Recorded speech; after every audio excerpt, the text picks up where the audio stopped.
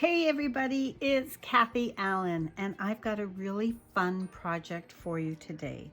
Do you ever get a very special photo that just needs to be framed and sitting on your mantle so you can look at it every day and smile? Well, this photo here of my wonderful Max is one of those photos. And yes, I could have run to Winners and found myself a 5x7 frame. But what is better than creating a customized frame where I've used the colors that are in Max's eyes and in his t-shirt to create something very special that is actually made just for this photo. And I found this great set from Art Impressions. It's a set of clear stamps, and it's called Fantastic. And it's got an amazing assortment of really fun little panda bears.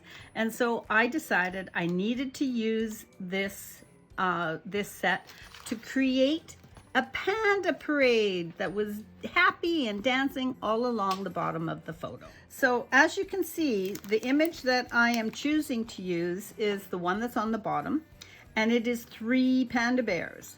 So what I did was I just stamped the panda bears out more times so that I could extend it and then have 5 panda bears instead of 3.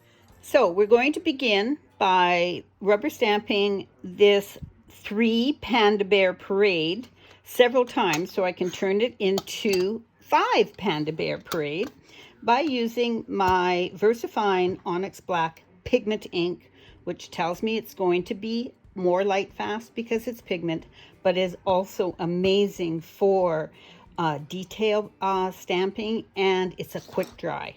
So we're going to stamp that just right down on the bottom. I'm going to bring in my sub positioner that is part of my Cathie Allan's Position It. And what I love about it is it has little sticky feet on the bottom. So with those little sticky feet, it allows me to stamp my images once, twice, 3 times.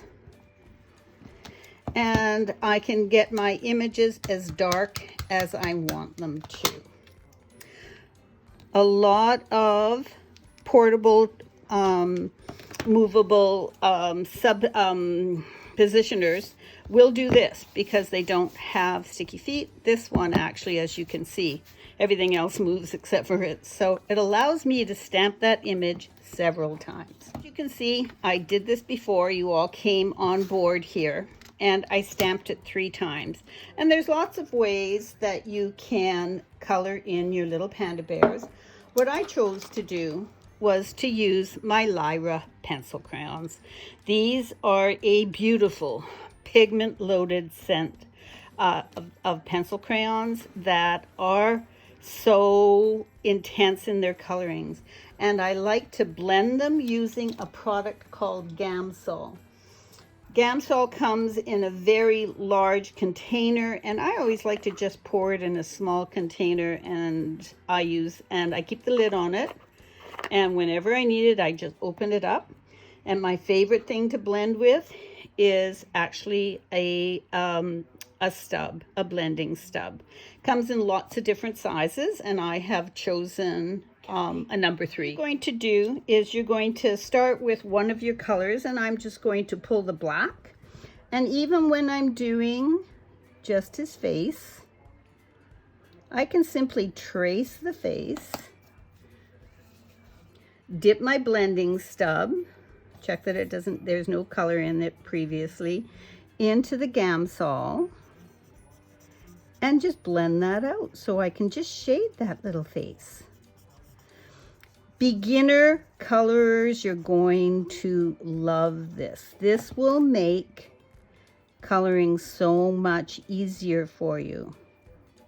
So you can just go in there, add your color where you want.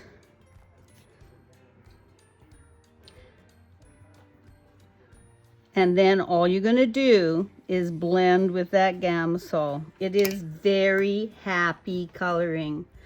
You don't need a few shades of black, you just need the one black. And look what happens with the Gamsol as you move it out.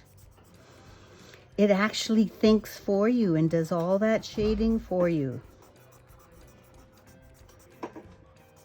And you can leave your highlights where you want them.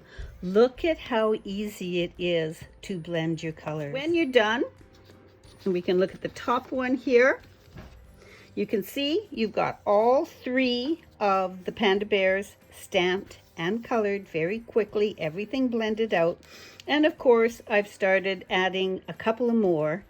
And when they are cut out, and of course you're going to fussy cut them out the way you like to. You could use your scissors. I am a X-Acto knife fiend. I love it. So I would go in with my X-Acto knife and cut this out. So to give you a quick little demo for those of you that haven't tried fussy cutting yet, your number one thing that you want to do is to have an X-Acto knife with a new blade. Make sure you get new blades. When you're fussy cutting, if this is dragging or pulling at all, it's simply telling you to change the blade. So, and when I fussy cut, you're going to notice that for my first image, I am going to leave that little bit of a halo. I like that halo, so it just pops from the background a little bit. Makes your cutting just that much easier. And notice it's the paper that's turning more than my knife. And my knife is always coming towards me. Can you see how quick and easy that is for you to do? And you're gonna fussy cut that image out, and however many more little guys you need to extend your parade. Create the frame portion of my project. I actually stamped a really great, this was a 6x6 stamp that I stamped twice so that I could extend it, and then my frame was cut out.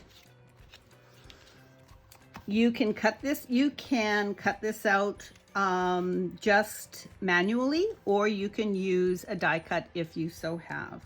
So I have cut out my frame, and I've then cut my frame out so I could mount my paper and make this I wanted this super strong like a frame. So here I've cut it twice more, and I have glued those together.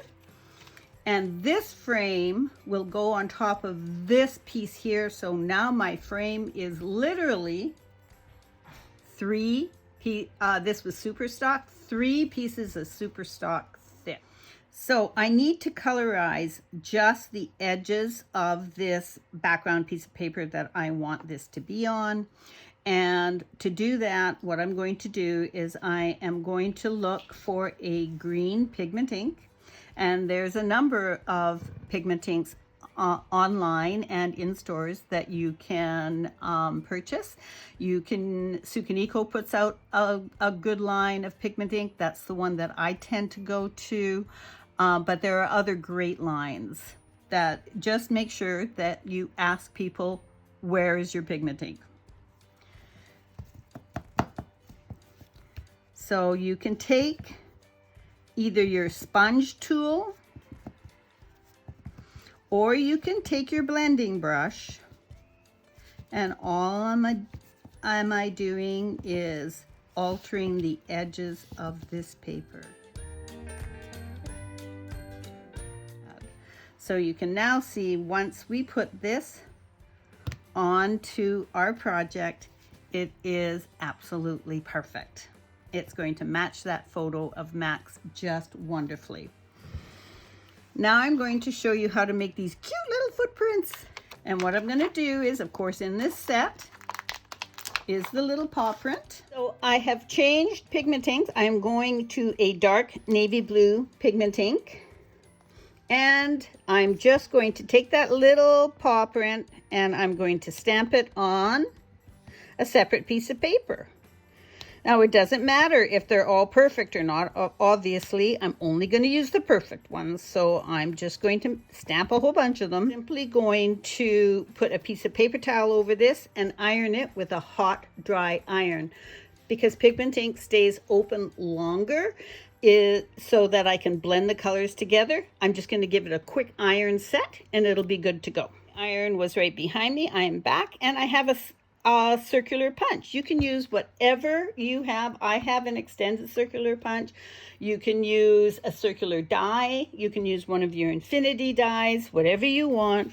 And once you have your images stamped in, I'm going to simply use this upside down so that I can punch out my little circular footprints. How cute is that? So once I get it punched out, and to make it look more like an epoxy or an enamel sticker, I am simply going to get my Nuvo drops. Nuvo drops are amazing. They come in different colors. They come in sparkles too, but this one just dries clear. What I love about Nuvo drops is I seem to be able to use all of the product all the way down to the end. It never seems to block up the nib, and it dries actually very quickly. And the nice thing about this, because pigment ink is so stable, the ink won't bleed out.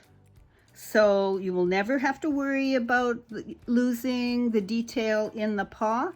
This, of course, was done months ago, and you can see how beautiful those footprints have stayed. And once I've added the ribbons, this is a completely customized frame that I can make for my special photos.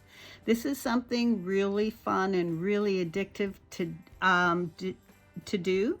And if you are looking for that perfect frame, stop looking, make your own. So have a wonderful day.